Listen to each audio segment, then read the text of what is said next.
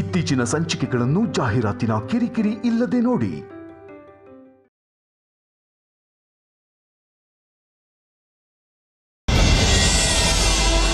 ನೈನಿ ತಗೋ.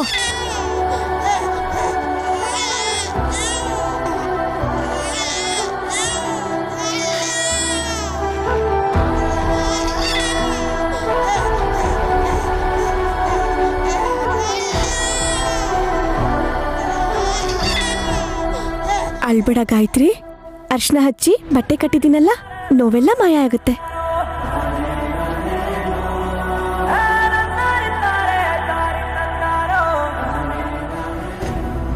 ಸುಮನ ಹೇಳಿದ್ದೆ ತಾನೆ ತೆಂಗಿನಕಾಯಿನ ನೋಡ್ಕೊಂಡು ನೋಡಿ ಅಂತ. ಈಗ ನೋಡು, ಗಾಯತ್ರಿಗೆ ಗಾಯ ಆಯ್ತು. ಇವ್ರು ಎಲ್ಲಿಗೆ ಬರ್ತಾರೆ ಅಂತ ನನ್ಗೇನ್ ಗೊತ್ತಿತ್ತು?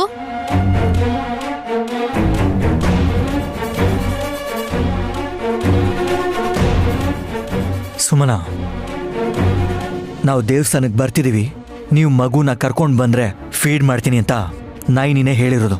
ಇವತ್ ಹಾಲು ಕುಡಿದೇ ಇದ್ದಿದ್ರೆ ಜೀವ ಏನಾದ್ರೂ ಹೋಗ್ತಿತ್ತಾ? Shut up.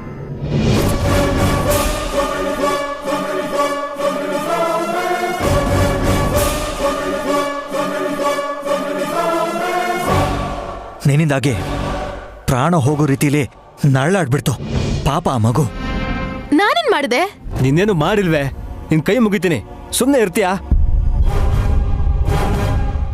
ಭಕ್ತಿಯಿಂದ ಅಭಿಷೇಕ ಮಾಡೋಕ್ ಬಂದಿದ್ದೀರಾ. ಹೀಗಾಯ್ತು ಅಂತ ಯಾರೂ ಮನ್ಸಿಗೆ ಹಚ್ಕೊಳಕ್ ಹೋಗ್ಬಿಡಿ. ನಾವು ನೋಡಿದ್ರೆ ಈ ಕಡೆ ಬರ್ತಾ ಇರ್ಲಿಲ್ಲ.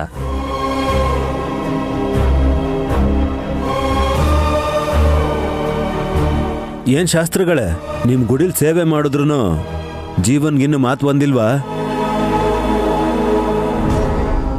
ಅವನಿಗೆ ಮಾತಾಡಕ್ ಬರ್ದೇ ಇದ್ರು ತೀರ್ಥ ಪ್ರಸಾದಕ್ಕೋಸ್ಕರನಾದ್ರೂ ಅವನ್ ಬಾಯಿ ಬಿಡ್ತಾನಲ್ಲ ವಲ್ಲಭ್. ಒಟ್ನಲ್ಲಿ ಜೀವ ನಿಮ್ಮ ಆಶ್ರಯದಲ್ಲಿದ್ದಾನೆ ಅಂತ ಆಯ್ತು.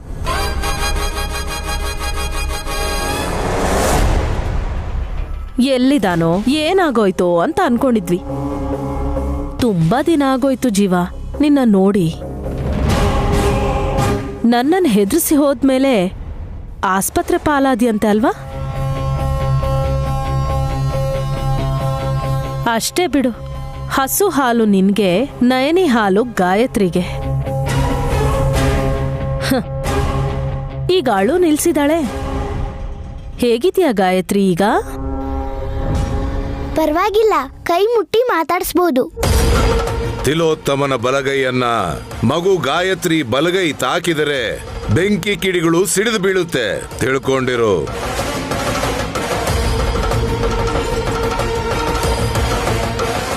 ನೋವು ಕಮ್ಮಿ ಆಗಿದೆ ಅನ್ಸುತ್ತೆ.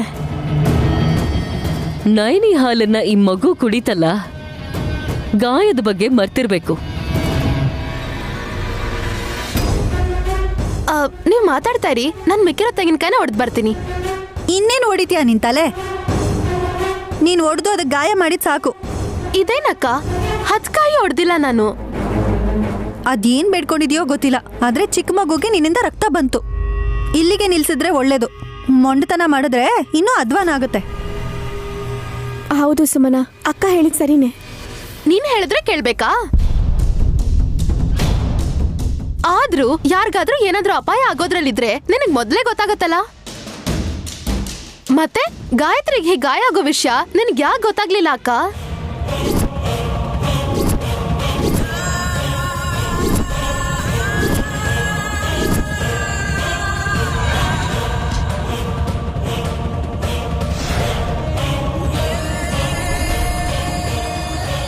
ಯಾರಿಗೇನೇ ಆದ್ರೂ ಕಾಪಾಡಬೇಕು ಅನ್ನೋ ನೀನು, ನಿನಗಾಗ್ಲಿ ನಿನ್ನ ಮಕ್ಕಳಿಗಾಗ್ಲಿ ಆಪತ್ ಬಂತು ಅಂದ್ರೆ ನಿನಗದು ಗೊತ್ತಾಗಲ್ಲ.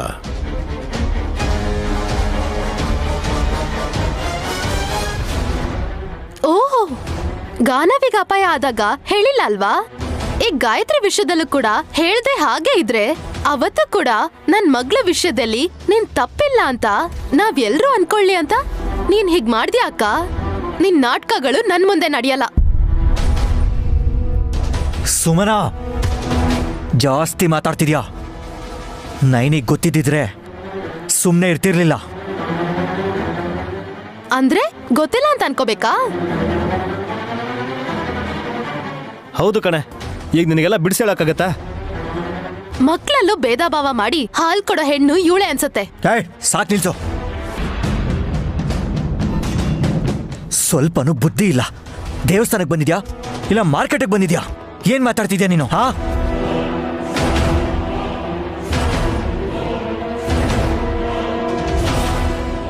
ಅನ್ನಿ ನನ್ ಮನ್ಸಿಗೆ ನೋವು ಮಾಡಿ ಅಭಿಷೇಕ ಮಾಡಿಸ್ಬಾರ್ದು ಅಂತ ತಾನೇ ನಿನ್ ಪ್ಲಾನು. ನನಗೆ ಪೂಜೆ ಅಭಿಷೇಕ ಏನು ಬೇಡ. ಅರೆ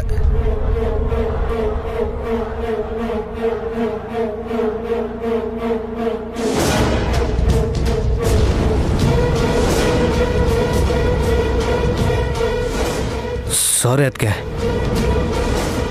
ಸಾರಿ ಬ್ರೋ. ಹೋಗಪ್ಪ ತಮ್ಮ, ಇಲ್ಲಾಂದ್ರೆ ಯಾವ ಬಾವಿಗಾದ್ರೂ ಹಾರ್ಕೋತಾಳೆ. ಹಾಗಾದ್ರೂ ಆದ್ರೆ ಒಳ್ಳೇದು. ಬರ್ತ್ಡೇ ದಿನ 5ನೇ ದಿನದ ಕಾರ್ಯ ಮಾಡ್ಬೋದು. ಅಬ್ಬಾ, ನೀನ್ ಸುಮ್ನಿರೆ. ಕೇಳಿಸ್ಕೊಂಡ್ರೆ ಮತ್ತೆ ರಂಪ ಮಾಡ್ತಾಳೆ. ವಿಕ್ರಾಂತ್, ಹೋಗಿ ಸಮಾಧಾನ ಮಾಡಪ್ಪ.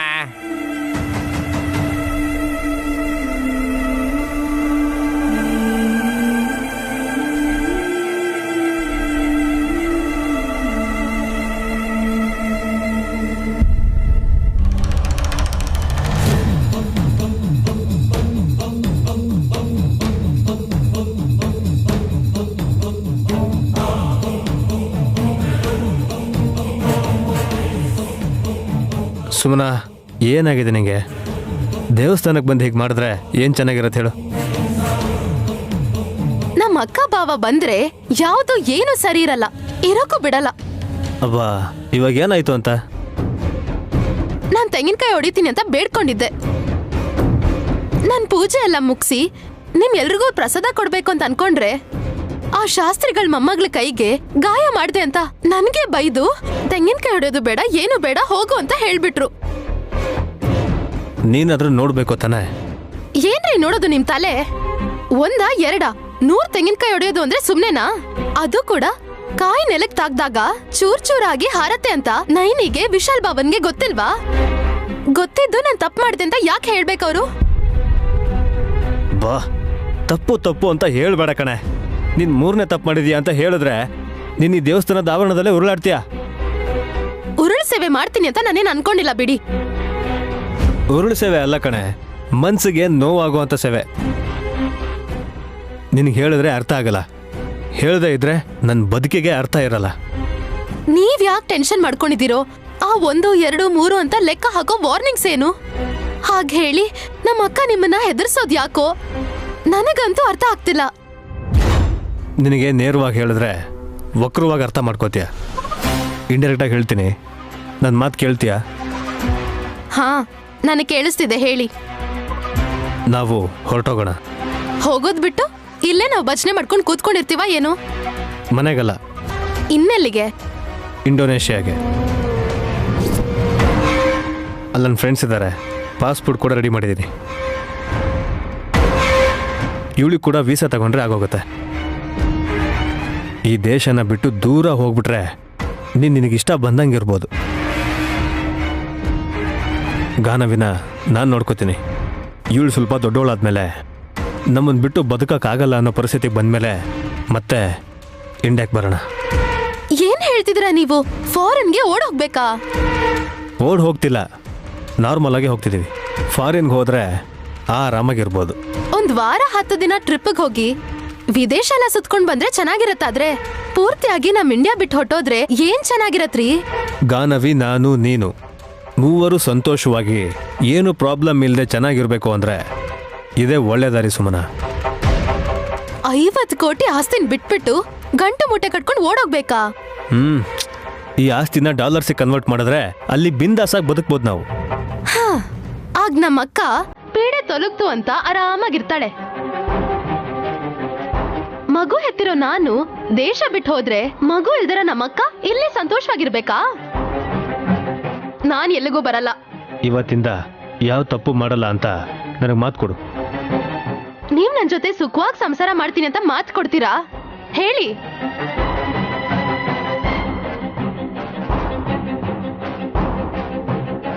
ನೀವ್ ಕೊಡಲ್ಲ. ಅಂಥದ್ರಲ್ಲಿ ನಾನ್ಯಾಕೆ ಮಾತು ಕೊಡ್ಲಿ?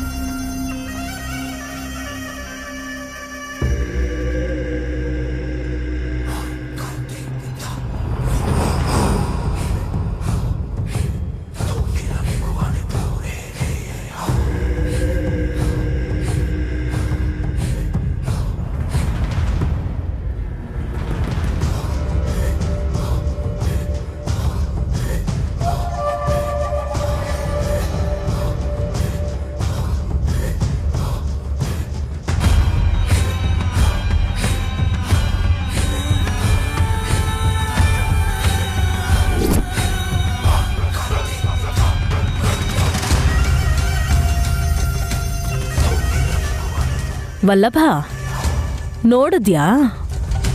ಜೀವನ್ಗೆ ಕೊಬ್ಬರಿ ತಿನ್ಬೇಕು ಅನ್ನಿಸ್ತಿದ್ಯಂತೆ. ಪಾಪ, ಕೊಬ್ಬರಿಕಾಯಿನ ಅವನಿಗೆ ಮುರಿದ್ಕೊಡು.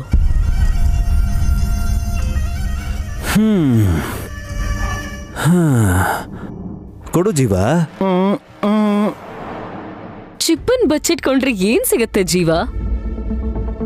ನೀನಾದ್ರೂ ಬಚ್ಚಿಟ್ಕೊಂಡಿದ್ದಿದ್ರೆ ಇನ್ ಸ್ವಲ್ಪ ದಿನ ನಿಂಗೆ ಆಯುಷ್ಯ ಆದ್ರೂ ಇರ್ತಿತ್ತಲ್ವಾ?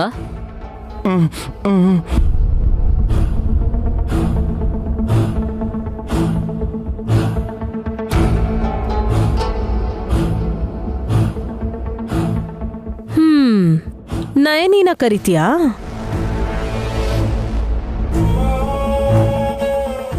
ಆ ಆ ಅಂತ ಅಕ್ಷರಮಾಲೆ ಹೇಳಿದ್ರೆ ಆ ನಿಮ್ ನಯನಿ ಬರಲ್ಲ.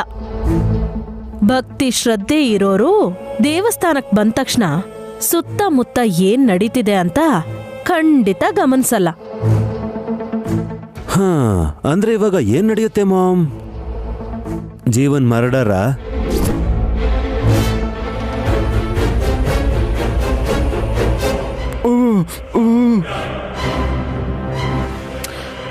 ಕತ್ತನ್ನ ತಿರುಗಿಸ್ಬಿಡು ಅಂತೀರಾ ಆಂಟಿ? ಹಾಸ್ಪಿಟ್ಲಲ್ಲೇ ಸಾಯ್ಬೇಕಾದನು ಇನ್ನೂ ಜೀವಂತವಾಗೇ ಇದ್ದಾನೆ. ಲಾಸ್ಟ್ ಟೈಮ್ ನನ್ ಕೈಲೇ ಸಾಯ್ಬೇಕಾಗಿದ್ದವನು.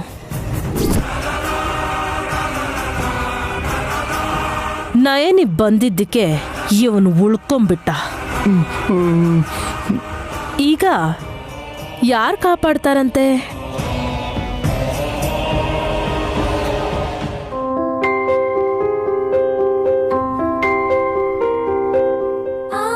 ಅಮ್ಮ, ಏನ್ ಯೋಚಿಸ್ತಿದ್ಯಾ? ಗಾಯತ್ರಿಗೆ ಅಪಾಯ ಆಗೋದ್ರ ಬಗ್ಗೆ ಮೊದ್ಲೇ ನನಗೆ ಯಾಕೇನು ಗೊತ್ತಾಗ್ಲಿಲ್ಲ ಅಂತ. ಮುಂದಾಗದೆಲ್ಲ ನಿನಗೆ ಮೊದ್ಲೇ ಗೊತ್ತಾಗತ್ತಾ? ಹೌದಮ್ಮ. ಅಂದ್ರೆ ನೀನು ಕೂಡ ನಂತಾರಾನೆ. ಅಂದ್ರೆ ಅದೇ ಅಮ್ಮ, ನನ್ನ ಹೆಸರು ಇಟ್ಕೊಂಡಿರೋ ಆ ವಿಶಾಲಾಕ್ಷಮ್ಮನ್ಗೆ ಎಲ್ಲ ವಿಷಯನೂ ಮೊದ್ಲೇ ಗೊತ್ತಾಗುತ್ತೆ ಅನ್ನೋ ಹಾಗೆ ನಿನ್ಗೂ ಗೊತ್ತಾಗುತ್ತಾ ಅಂತ ಕೇಳ್ದೆ. ಆ ತಾಯಿ ಹೆಸರೇ ನಿನಗಿಟ್ಟಿದ್ದಾರೆ ವಿಶಾಲಾಕ್ಷಿ. ನಾನೊಬ್ಳು ಭಕ್ತೇನೆ ಹೊರತು ದೇವತೆ ಅಲ್ಲ. ಆ ಅಮ್ಮನವರು ನನಗೆ ಕೊಟ್ಟಿರೋ ಅಂತ ವರ ನನ್ನ ವಿಷಯದಲ್ಲಿ ಮಾತ್ರ ಶಾಪ ಆಗ್ಬಿಟ್ಟಿದೆ. ನಿನ್ ವಿಷಯದಲ್ಲೇನಾ? ಇಲ್ಲಾಂದ್ರೆ ನಿನ್ ಮಕ್ಳ ವಿಷಯದಲ್ಲ?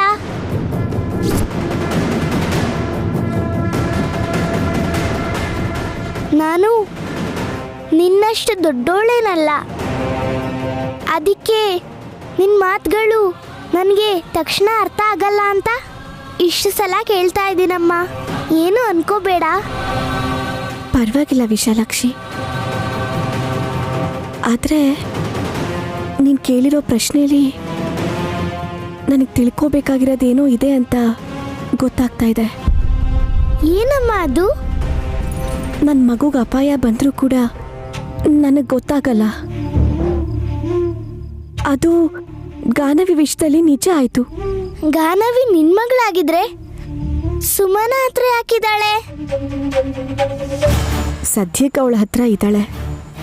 ಈ ಮಾತನ್ನ ನೀನ್ ಯಾರ ಹತ್ರನೂ ಹೇಳ್ಬೇಡ ಕಂದ. ಹೇಳಲ್ಲ ಬಿಡು. ಮತ್ತೆ ಗಾಯತ್ರಿ ಆ ತಾತನ ಹತ್ರ ಯಾಕಿದ್ದಾಳೆ?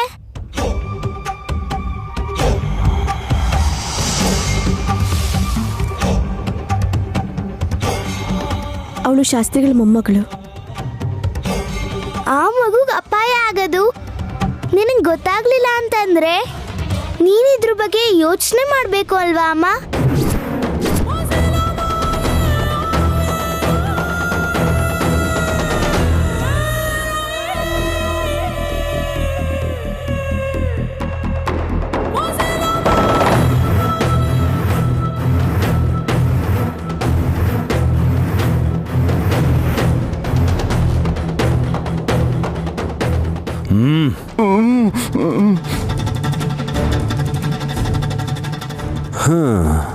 ಮಾಮ್, ಇವನ್ ಕಿರ್ಚ್ಕೊಳ್ಳೋ ಅಷ್ಟರಲ್ಲಿ ಕಣ್ಣು ಮುಚ್ಚೋ ಹಾಗೆ ಮಾಡಬೇಕು.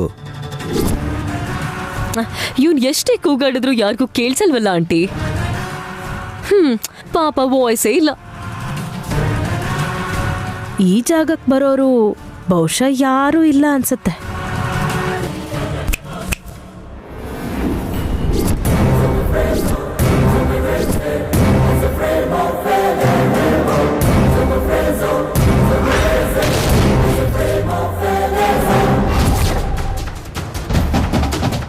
ಅತ್ತೆ, ನಾನು ಬಂದೆ ಅತ್ತೆ. May I help you? ಹಾ, ಬಾರೆ ಬಾ, ಕುತ್ಕ ಹಿಡಿಯೋದಕ್ಕೆ ಸಹಾಯ ಮಾಡು. Of course.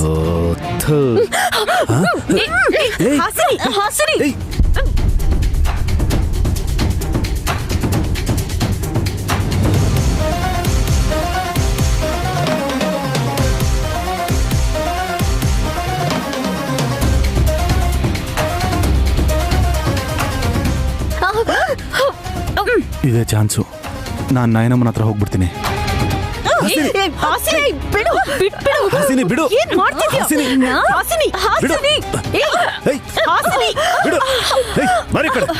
ಏನಾಗಿದೆ ನಿನ್ಗೆ? ಬುದ್ಧಿ ಇದೆಯಾ ನಿನ್ಗೆ? ಇದೆ ಅಂತ ಹೇಳಿದ್ನ ಅತ್ತೆ. ಏನಾಯ್ತತ್ಗೆ? ಸಕ್ಕಿ ಕತ್ ಹಿಡ್ದಿದ್ಲ ಅವಳು. ನಿನಗೇನ್ ಬಂತೆ? ನನ್ ಗಂಡನೇ ಹಿಡಿಯಕ್ ಹೇಳಿದ್ರು, ಕತ್ ಹಿಡ್ದೆ. ಗಂಡನ್ ಮಾತು ಕೇಳ್ಬೇಕು ಅಂತ ನೀವೇ ಹೇಳಿದ್ದು ಅಲ್ವಾ ದುರ್ದು ಆಂಟಿ? ಹೇಯ್, ನನ್ ಚಪ್ಲಿ ತಗೊಂಡು ನಾನೇ ನನ್ಗೆ ಹೊಡ್ಕೋಬೇಕು ಕಣೆ. ಲೈ, ನಾನು ಹೇಳಿದ್ದು ಸಕ್ಕಿ ಕುತ್ಕನ ಹಿಡ್ಕೊ ಅಂತಲ್ಲ. ಓ, ನಿಮ್ಮ ಅಮ್ಮಂದ?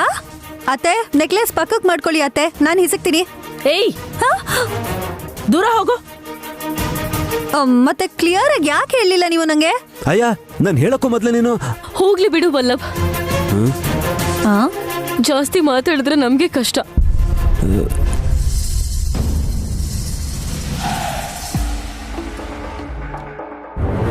ಶಾಸ್ತ್ರಿಗಳೇ, ಹೇಳಮ್ಮ. ನೀವೇ ಹೇಳ್ಬೇಕು ಶಾಸ್ತ್ರಿಗಳೇ. ಗಾಯತ್ರಿ ನಿಜವಾಗ್ಲೂ ನಿಮ್ಮ ಮಗಳೇನಾ?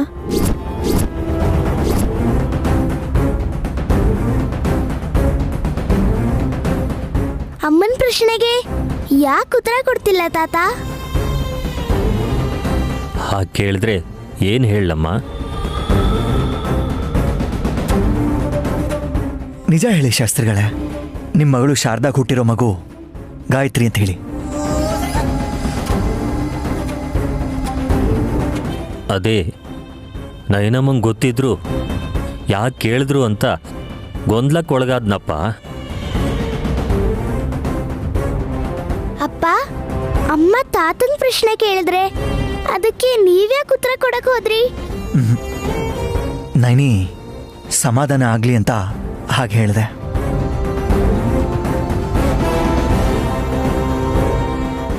ಇತ್ತೀಚೆಗೆ ಇವಳು ಚಿಕ್ಕ ಮಕ್ಕಳ ವಿಷಯದಲ್ಲೇ ಗಾಬರಿ ಆಗ್ತಿದ್ದಾಳೆ.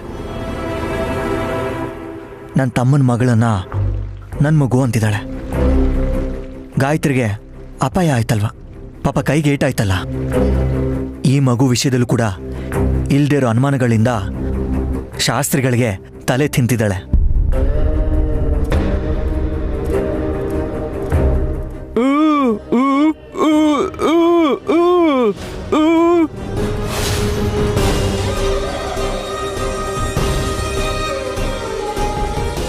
ಜೀವ, ಗಂಡ ಆಗಿ ನೈನಿನ ನಾನೇ ಕನ್ವಿನ್ಸ್ ಮಾಡೋಕ್ಕಾಗ್ತಿಲ್ಲ. ಇನ್ನು ನಿನ್ನ ಕೈಲಿ ಅವಳನ್ನ ಕನ್ವಿನ್ಸ್ ಮಾಡೋಕ್ಕಾಗುತ್ತಾ? ಶಾಸ್ತ್ರಿಗಳೇ, ಶಾರದಕ್ಕನ ಫೋಟೋನ ನಾನು ನೋಡ್ಬೋದಾ? ಮುಂದಿನ ಸಲ ಬಂದಾಗ ತೋರಿಸ್ತೀನಮ್ಮ.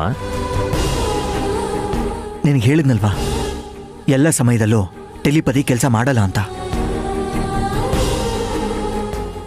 ಆಗ ಹೀಗೆ ಯಾಕಾಯ್ತು ಅಂತ ತಲೆ ಕೆಡಿಸ್ಕೋತೀಯ? ಇನ್ನೇನು ಯೋಚನೆ ಮಾಡಬೇಡ, ಮನೆಗೆ ಹೋಗೋಣ ಬಾ. ಈ ವಿಶಾಲಾಕ್ಷಿನ ಒಂದಿನದ ಮಟ್ಟಿಗೂ ನಿಮ್ಮ ಮನೇಲಿ ಇಡ್ಕೊಳಲ್ವಾ ಅಮ್ಮ? ಅಯ್ಯೋ, ಯಾಕೆ ಹಾಗೆ ಹೇಳ್ತೀಯ ಕಂದ? ನೀನು ಎಷ್ಟು ದಿನ ಬೇಕಾದರೂ ಇರ್ಬೋದು. ಜಾಸ್ತಿ ದಿವಸ ಇದ್ರೆ ನಂಜನಗೂಡಲ್ಲಿ ಶಿವಂಗ್ ಪಾಪ ಬೇಜಾರಾಗುತ್ತೆ. ನಿನಗಿಷ್ಟ ಬಂದಾಗ ಬಾರಮ್ಮ, ಇಷ್ಟ ಬಂದಾಗ ಹೋಗುವಂತೆ. ಶಾಸ್ತ್ರಿಗಳೇ, ಗಾಯತ್ರಿನೂ ಯಾವತ್ತಾರು ಮನೆ ಕರ್ಕೊಂಡು ಬನ್ನಿ. ಸರಿನಪ್ಪ. ಬಾ ಬಾ.